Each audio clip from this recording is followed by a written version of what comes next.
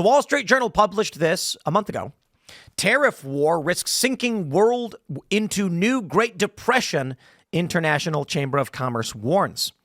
The world economy could face a crash similar to the Great Depression of the 1930s, followed by Trump says tariffs could have stopped the Great Depression. Trump has found a bonkers new defense for his extreme tariffs. Well, people like Trump. And if a group, an empaneled group of experts say, dare I say the tariffs are bad, and then Trump goes, you're wrong, tariffs are good, people are going to be like Trump. You know, I'm sick of the credentialist class. Oh, for sure. You got to follow the real information. That's the most important thing. Tiffany Cianci was on the show last week. And if you haven't seen her work, she's here fantastic. tomorrow. She'll be here tomorrow. Yeah. She's great. And she was basically showing like, oh, expect another depression coming like 2008. She believes there's about to be a collapse, economic collapse. They might use the tariffs as the scapegoat, but that people have been packaging. I wish I could remember exactly how she was describing it. Packaging like mortgages. It might be another mortgage scandal. It's not a mortgage this time. It's in I don't remember the exact the details of it, but it wasn't mortgages. It was retail. Like there was a lot of retail. Yeah, she'll be back tomorrow. Securities, CMBS. Yeah. Mm-hmm. What is there? Commercial mortgage-backed securities. I've heard that as well, and I've also heard a lot about municipalities levering up and that stuff getting repackaged into things that get sold back to pensions. Same principle as the mortgage-backed security, though. The problem is that it's bad debt that was repackaged as good debt, and super high leverage. Yeah. Oh, in '08, it was like, yo, the economy is about to experience a Great Depression, you guys. We need to bail them out by printing a crap load, trillions of dollars, whatever, to pay Fannie Mae, Freddie Mac, these loan agency companies, pay them back. Not only that, whatever. They were doing quantitative easing for a decade. Interest rates were at zero for 10 years to prevent a recession. From 2008 until essentially, I think it was like when Donald Trump got in, so it was like 2017 is when they actually started to raise interest rates a little bit, and it was all because every time they tried to raise rates, the stock market would tank. This is a direct line to what you just talked about in Trump, because that's essentially corporate welfare. Mm-hmm. I actually I went to Fred and looked at some statistics, and I looked at the median income of America, like just the average person in the middle of America. And I put a ratio of their per capita total government debt over that. And the number was like relatively flat at like 0.5 up until 2008, up until the bailout and quantitative easing. Yeah. And so you have this situation where companies have been disconnected from financial, downsides. Yeah. All these MBA class people are getting all these perks and free smoothies and stuff like that. And that number went from 0.5 to 2.5 just over the last 15 years. So your average American is 5 times less capable of paying down their per capita share of the debt. That's why Trump's in office. And all that money that went into the economy, it was being loaned at 0% or whatever. Wealthy people were taking that money and they were taking loans at super, super low interest rates and then buying stock with it. So that stock had a much higher return because the stock market, they didn't want to see the stock market tank. So they kept pumping money in, and people were borrowing money at super low rates and buying stock. So if you went and you had 10 years of essentially, if you had some money and you had good credit, and I'm talking about, a couple $1 million you could get, a loan for, take $1 million, dump it in the stock market. A couple years later, you got, $1.5 million, $2 million or whatever. Rich people like when the market crashes for a variety of reasons. They're insulated from it. They're wealthy, so they can buy what they need when they need it. The price of milk and eggs doesn't faze them. But here's the best part.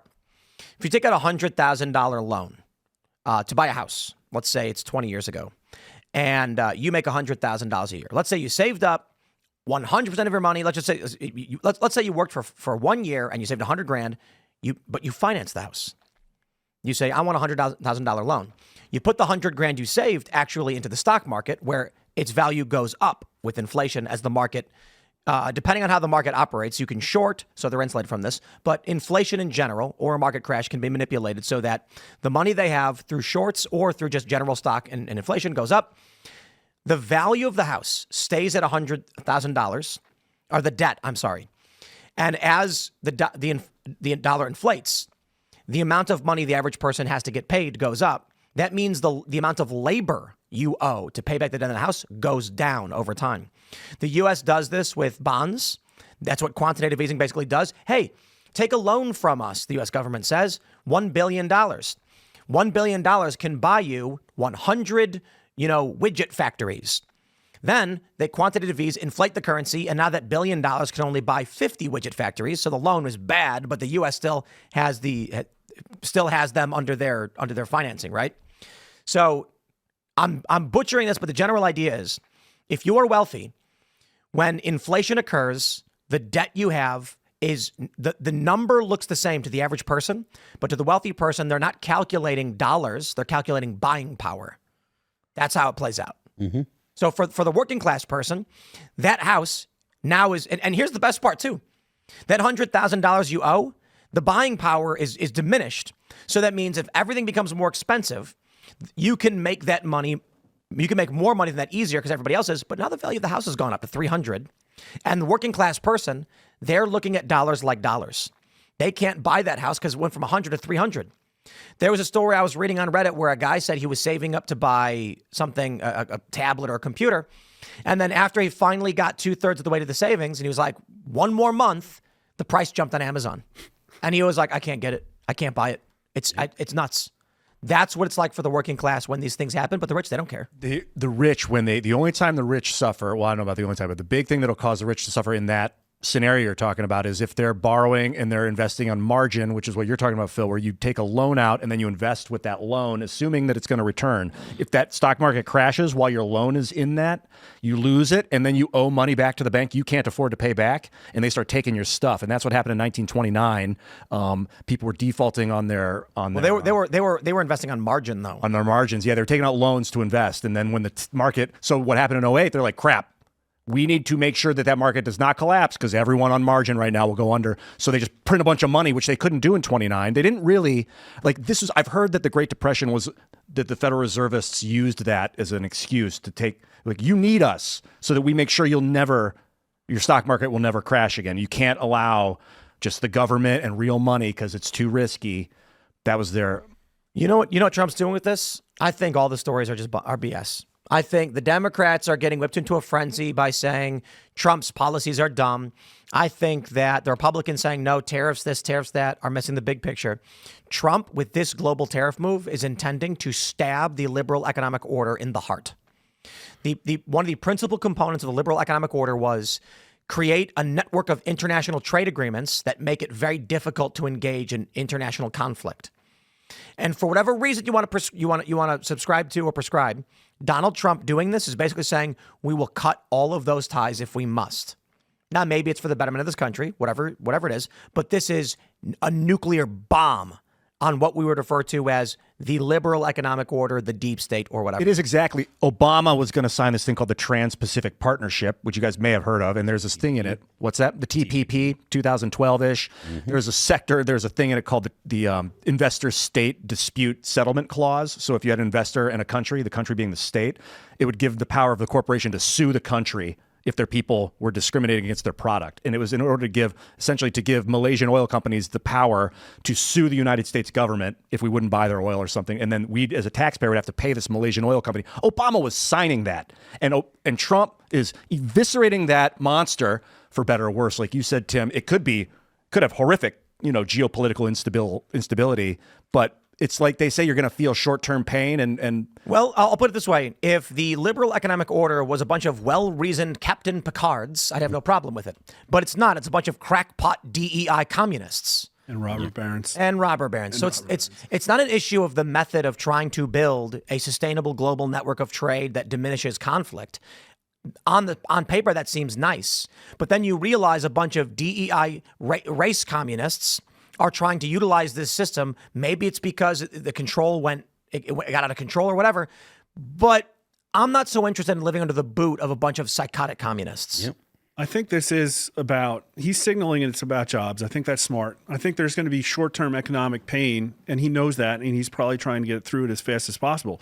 But I came out of retail, and I don't know if this stat is still accurate, but I heard as much as 95% of all SKUs on the non-grocery part of your average Walmart are China.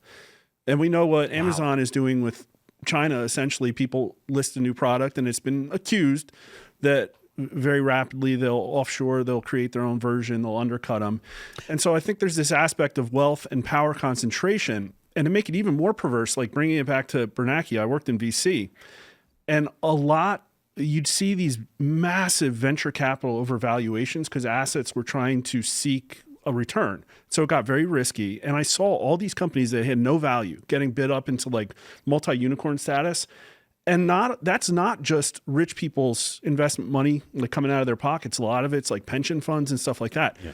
That money trickled into essentially Silicon Valley workers, H-1Bs, MBAs, bank accounts in very massive amounts. So you have potentially the pension money for like public employees going to create, and then you get this aspect of there was a lot of best practice sharing coming out of technology companies into the major corporates, a lot of cross-pollination of these ideas. And I think it's one of the engines that really built like woke into the entire Fortune 500 essentially, because what Silicon Valley was doing was cool. Everybody had to become a tech company. And then it got this political aspect to it. And it all stems back from central planning, a focus on maintaining economic stability.